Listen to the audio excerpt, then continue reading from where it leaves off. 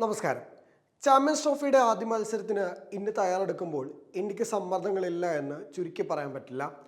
ബുംറ ഇല്ലാത്ത പക്ഷം ആരായിരിക്കും ഇന്ത്യയുടെ go to bowler? Rohit Sharma, Virat Kohli എന്നീ സീനിയർ താരങ്ങളുടെ ഫോം ഇന്ത്യക്ക് എത്രത്തോളം നിർണായകമാണ്? ഹാർദിക് പാണ്ഡ്യ എത്രത്തോളം മധ്യ ഓവറുകളിൽ എഫക്റ്റീവ് ആയിരിക്കും? ഇന്ത്യയുടെ ടോപ്പ് ഓർഡറിൽ ശുഭ്മാൻ ഗിൽ അടക്കമുള്ള യുവതാരങ്ങൾ റൺസ് കണ്ടെത്തുമോ? ഇന്ത്യ ഒട്ടനവധി ചോദ്യങ്ങൾക്കാണ് ബംഗ്ലാദേശുമായുള്ള മത്സരത്തിന് ശേഷം ഉത്തരം പറയേണ്ടതായുള്ളത്. ഇംഗ്ലണ്ടുമായുള്ള പരമ്പര തൂത്തുവാരിയാണ് ഇന്ത്യയുടെ വരവെങ്കിലും ഇന്ത്യക്ക് എളുപ്പമാക്കുന്ന കണ്ടീഷൻസ് അല്ല UAEയിലുള്ളത്. ഇന്ത്യയെ സംബന്ധിച്ചിടത്തോളം നിർണായക ടൂർണമെന്റാണ് ICC ചാമ്പ്യൻസ് ട്രോഫി 2025. വേൾഡ് കപ്പിനേറ്റ പരാജയത്തിന് പകരം ഒരു ICC ഏകദിന കിരീടമാണ് ഇന്ത്യ സ്വപ്നം കാണുന്നത്. രോഹിതും കോഹ്ലിയും ഫോമാണെങ്കിൽ മാത്രമേ പ്രാഥമിക സൃഷ്ടിയിൽ ഇന്ത്യക്ക് ആ കിരീടം സ്വന്തമാവുകയുള്ളൂ. ബംഗ്ലാദേശുമായി തയ്യാറെടുക്കുമ്പോൾ എന്തൊക്കെ സമ്മർദ്ദങ്ങൾ ഇന്ത്യക്കുണ്ട്?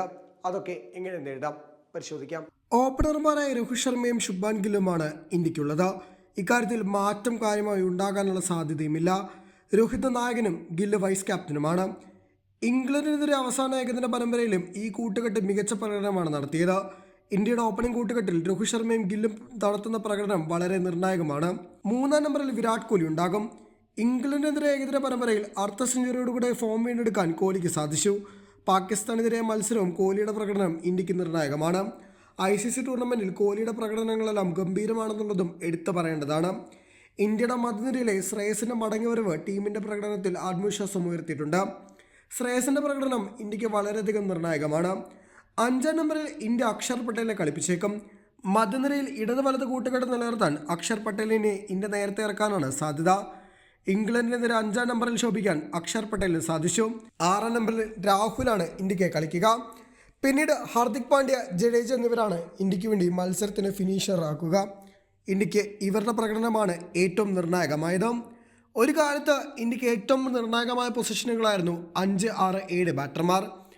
അത് തന്നെയാണ് ഇത്തവണ ICC ചാമ്പ്യൻസ് ട്രോഫി നേടുന്നതെന്നതിൽ നിർണായക പങ്ക് വഹിക്കാനും പോകുന്നത്. ICC ലോകകപ്പ് ഫൈനലടക്കം ഇന്ത്യയെ ഏറെ സമ്മർദ്ദത്തിലാക്കിയത് മധ്യനിര താരങ്ങളുടെ പ്രകടനം തന്നെയായിരുന്നു. ആ ദൗർബല്യം മറികടന്ന് മുന്നോട്ട് പോകാൻ തന്നെയായിരിക്കും ഇന്ത്യയും ലക്ഷ്യമിടുന്നത്. സ്പെഷ്യലിസ്റ്റ് സ്പിന്നറായ വരുൺ ചക്രവർത്തിക്കാണ് അവസരം ലഭിക്കാൻ സാധ്യത. കുൽദീപ് യാദവ് ഫോമിലില്ല. ഗൗതം ഗംഭീറിന്റെ പിന്തുണ വരുണിനാണ്. പേസ് നിരയിൽ മുഹമ്മദ് ഷമി ഫോമിലല്ലാത്തത് ഇന്ത്യക്ക് വലിയ രീതിയിൽ പ്രയാസമുണ്ടാക്കുന്നുണ്ട്. പരിക്കിന് ശേഷം മടങ്ങിയെത്തിയ ഷമ്മിയുടെ ഫിറ്റ്നസ് മെച്ചപ്പെട്ടിട്ടുണ്ടെങ്കിലും ഫോം തലവേദനയാണ്. ഷമ്മിക്ക് ഫിറ്റ്നസ് പ്രശ്നമുണ്ടെങ്കിൽ മാത്രം ഹർഷിത് റാണെ കളിപ്പിച്ചാൽ മതിയെന്നാണ് ആകാശ് ചോപ്ര പറയുന്നത്.